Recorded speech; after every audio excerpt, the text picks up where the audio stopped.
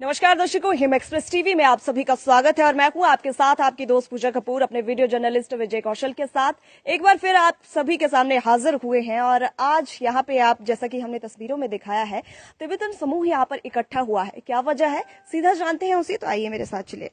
Sir, सबसे पहले तो हिम एक्सप्रेस में बहुत बहुत स्वागत है आपका। और आपका भी बहुत बहुत स्वागत है, धन्यवाद जी। आज यहाँ पर बैठे हुए हैं आप, क्या वजह है?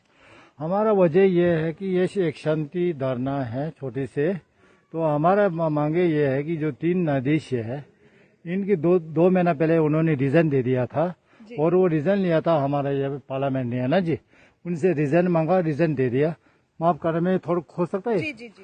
तो आप बीमारी भी नहीं है, इसे थोड़ा खोलने की इजाजत दीजिए। आपने दे दिया, बड़ी मेहरबानी।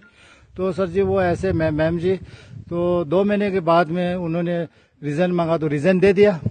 तो रिजाइन जो उन्होंने दे दिया, जो 3 जो सुप्रीम जजेस है, एक है सोनम नुरबू ताकबो, दूसरा जो है वो तेंजिन लुंग, तो और कुछ इसका नाम तो मैं भूल गया शायद, चलो कोई बात नहीं, 3 है।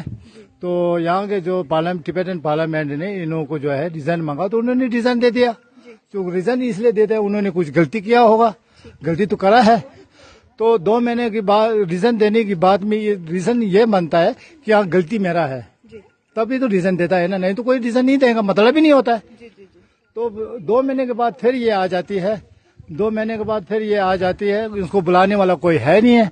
इनको कुछ एमपी जो बाहर का जो है, कुछ लोगों ने सपोर्ट वोट करके फिर इनके बलबूते पे ये अपने आप चले आया।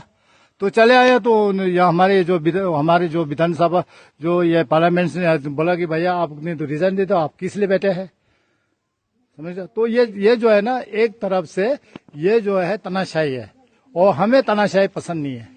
हमें हाथ जोड़ के कहता हूँ, महात्मा गांधी जी के देश में रहता हूँ और ये हिज होलीनेस दलाई लामा जी वो हमेशा शांति के ऊपर विश्वास करते, और मैं भी शांति के एक धरना दे के छोटा मोटा करके आज यहाँ अपना काम वाम सब छोड़ के इस मैदान पे बैठे हूँ।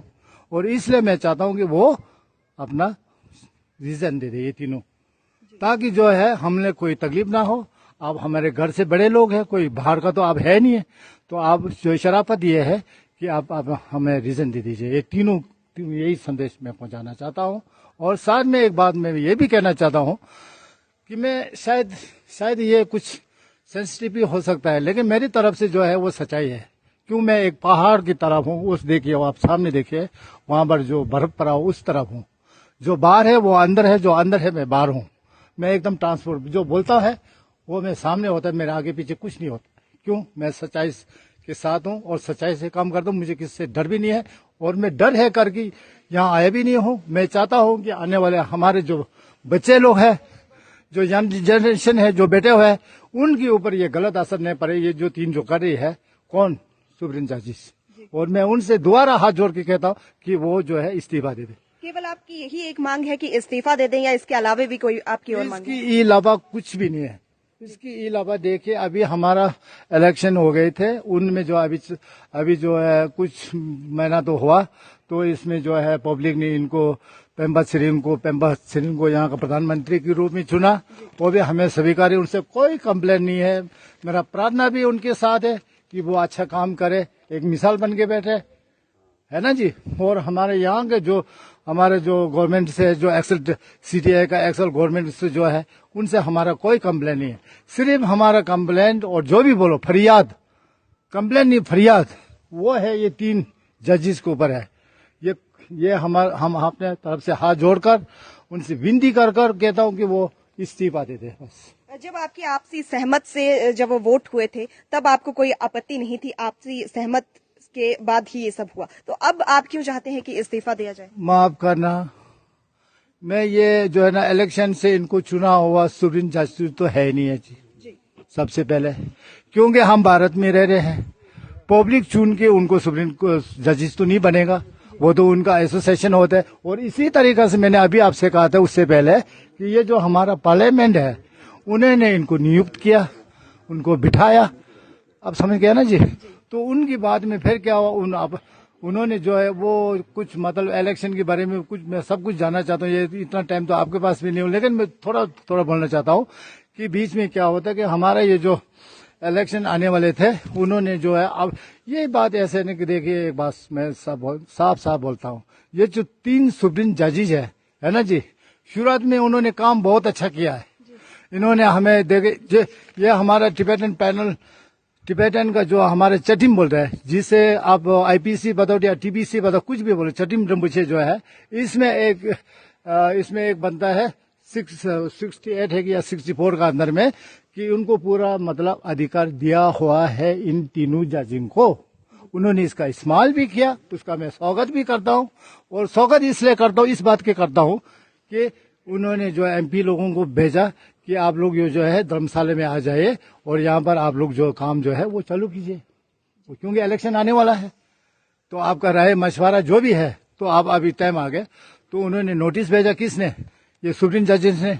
उस वक्त इन लोगों ने क्या बोला, अभी तो यहाँ हमें हमारा जो आदमी लोग जो है, एमपी लोग है, जो रीजनल, सब नहीं रीजन, हमारा 45 जो मतलब एमपी होता है ना मैडम, उनमें से जो है ना कुछ चाहने हुए 10-12 लोगों ने उन्होंने लिख के दे दिया कि भैया अभी समय है नहीं, क्यों हम लोग अलग अलग क्षेत्र से एक जगह में इकट्ठा होना मुश्किल है।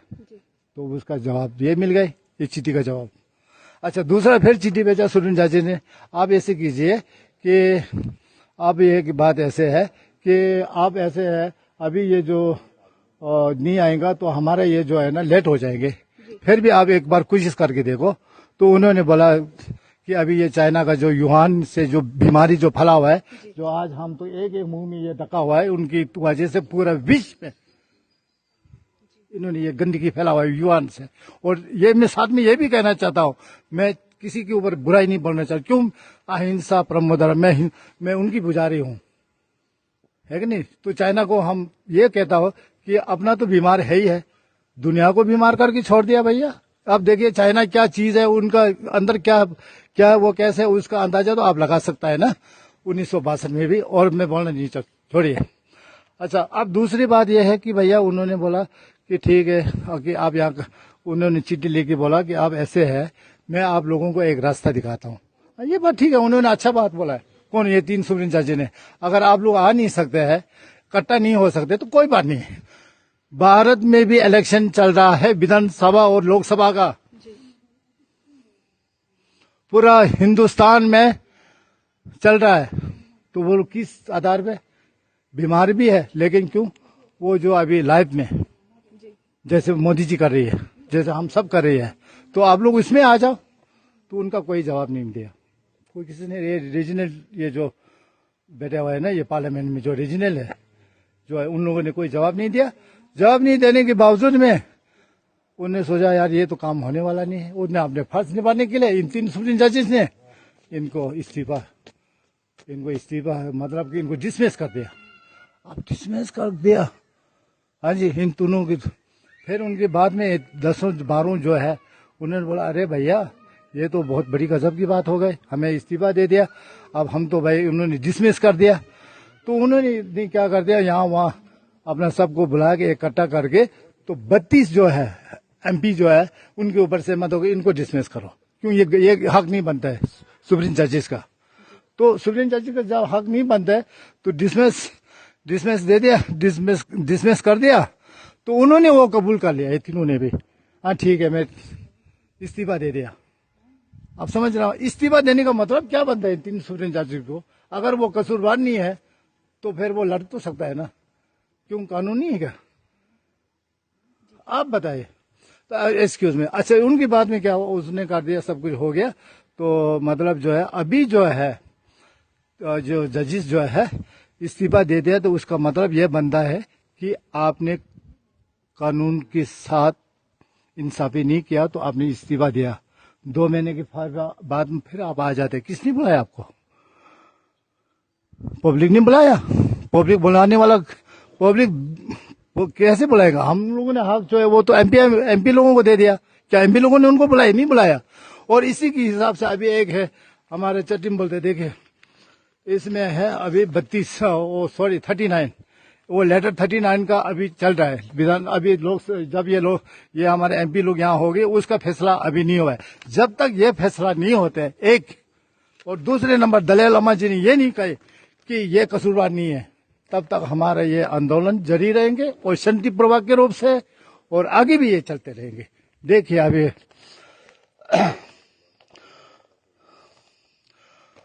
अभी क्या हुआ, ये जो है हिज होलीनेस दलाई लामा जी ने ये जो अभी सुप्रीम जजेस है, ये जो मतलब इनके लिए क्या बोला है कि ये धक बोलते, धक मतलब कि ये मतलब इनके ऊपर मतलब इनको जो है ना राइट नहीं दिया अभी, ये इनके ऊपर कुछ बोला नहीं। उल्टा उन्होंने क्या कहा था कि कोई भी हो कौन सा छोगे चटिम ये ले गे मेरो दलाई लामा जी ने बोला कानून के साथ कभी भी खेलना नहीं, और कानून में जो लिखा इसका पालन करो। तो क्या मतलब बनता है इसका? चलिए, आपके साथ यहाँ पर प्रोटेस्ट में, प्रदर्शन में कितने लोग हैं?